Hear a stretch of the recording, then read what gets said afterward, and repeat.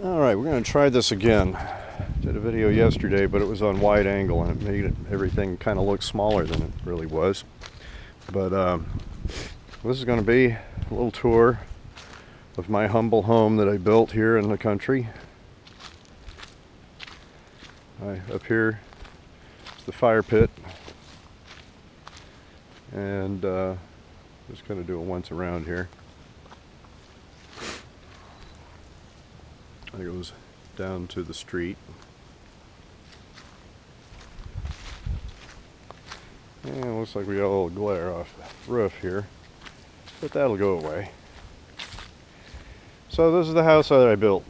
It took me about 5 years, and I did pretty much everything that you'll see.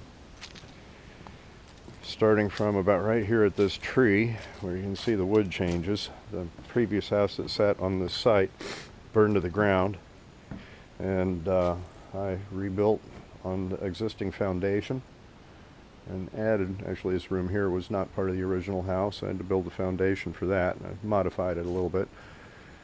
But here we come into the front of the house.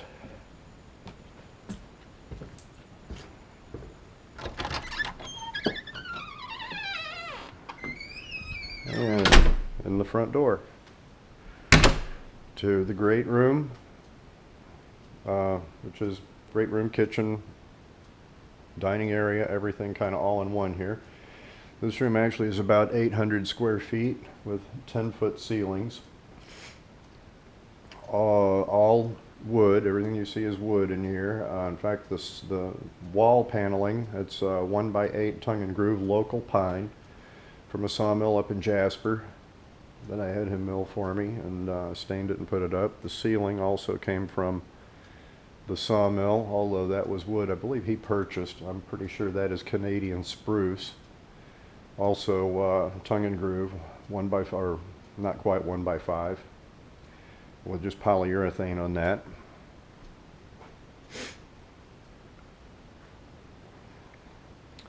Over here, all the kitchen area. Of course, over in that corner, I got the fridge, microwave, oven, pantry. Got a Passover bar, and dual cooktops here.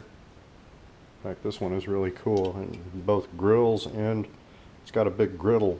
You can take the grill off and put a griddle there. It's wonderful for cooking bacon or pancakes and French toast and grilled cheese sandwiches and the such.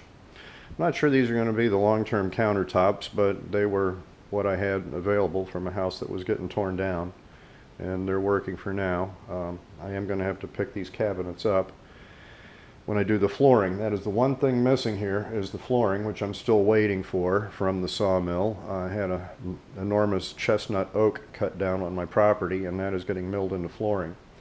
Whenever he does finally deliver the flooring, why these base cabinets actually have to come up off the floor. I will run the flooring underneath the cabinets, so that if anybody ever wanted to reconfigure the space, the floors are continuous. There won't be holes in the floor where the cabinet sat. Make it easier. I doubt that I will ever change it, but who knows. Hopefully the house will be here a long time, and a future owner might have other ideas for the space. But anyway, great room is here. And we come into the little hallway. That here on the left, that door is a linen closet. These doors are the laundry closet, just washer and dryer in there. It's not really a room. And take a left, come around here to what would be the main bathroom. And the wood in here was salvaged from another house that was getting torn down. That's probably about 60-year-old knotty pine. Not everybody's taste, but I like it. This here, it's still a little bit of a mess. That's kind of been where, of course, I keep tools and materials as I've been finishing the house up, and it's about ready to clean this out now. But this will be the second bedroom. We come down here to the master bedroom. And there's a nice big window up there, but I pretty much keep it permanently covered because, of course, I'm a late sleeper. And into the master bathroom with walk-in shower here. Of course, the toilet, vanity, and the walk-in closet off of the master bathroom. Obviously, I don't have the rails up here for hanging clothes yet.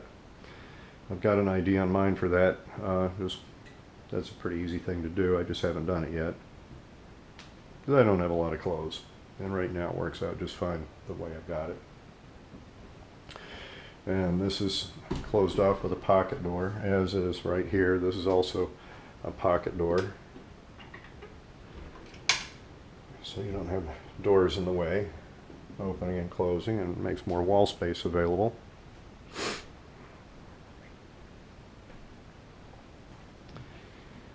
And we'll go back out here to the great room again and back through. I did put many split HVAC units in here. I'm very, very, very happy with those. They're incredibly efficient and quiet. And we come back out here off the kitchen to the covered porch, which this is one of my favorite spaces for obvious reasons. This is about 36 feet by 15 feet all in. Plus the little bump out for the chimney there. The chimney I have to take down when I'm not having fires, though, because when it rains, why, the rain rolls off the roof and comes down the pipe and goes into the chimney and then continues on down to the downstairs area where I don't really want water. It's not enclosed under there, but I'd still rather not have water puddling up in there.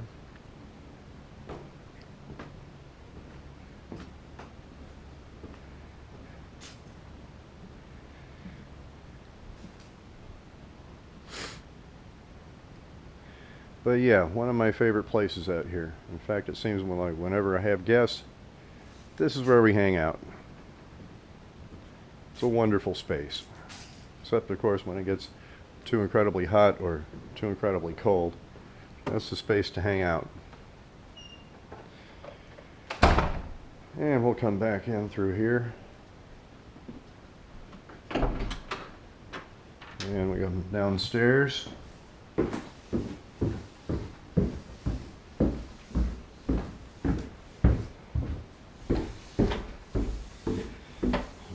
What we have here is a garage space, which this too could stand a little cleanup at this point. Now that I'm about done, let's turn off the fan. And we'll just walk away from that.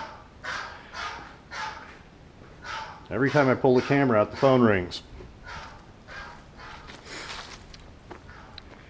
So we come out and downstairs and outside and down here. This space is under the master bedroom bathroom area, which gives a nice big, not enclosed, well, closed on three sides, but a space for the camper and the tractor.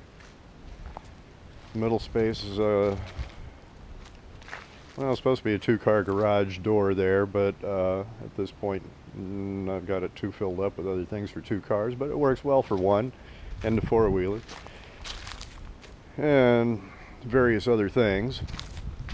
And down here is another covered space for, at the time being, this old 65 Ford, which I am trying to sell, but it's a good sheltered space. And once that's out of the way, why, I can probably move the tractor over here or have a nice place to keep my truck out of the weather. I did have this driveway done to go all the way around the house. None of this was here at the original house. In fact, they couldn't drive any closer to the house than up there at about the fire pit and had to carry everything down. But as I was building a house, well, of course, also I wanted a garage under the house, so that meant I had to put some way to get to it. And this looks up here to the other end of the house.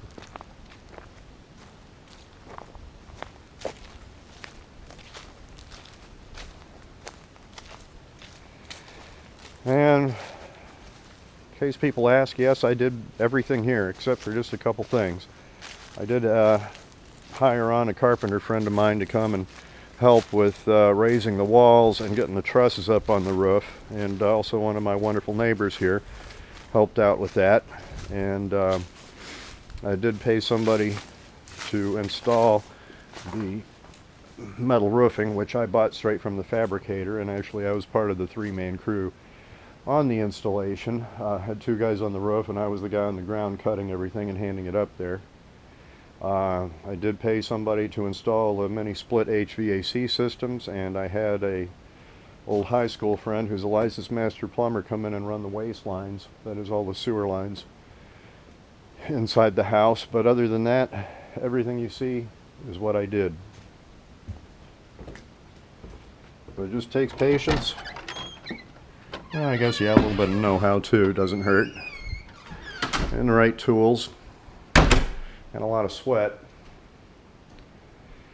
And a lot of thinking and planning. But a lot of this came from, you know, a lot of the stuff, like these windows were all sourced from Craigslist. The cabinets were from somebody was remodeling their $1 million house in Johns Creek, and I bought their whole entire kitchen for a few $100s. And these are solid maple, wonderful, wonderful solid wood maple cabinets. Doors, a lot of them were Craigslist or salvage. A lot of stuff came from houses that were getting demolished by my brother's friend, and he demolishes 50-year-old houses to put up new McMansions, but he lets me come in and take what I want before the bulldozers come. And so anyway, that's about it. I appreciate you looking, and appreciate all the support I've gotten over the last few years as I've been building this. Had a lot of help, a lot of input, asked a lot of questions, but this is the result.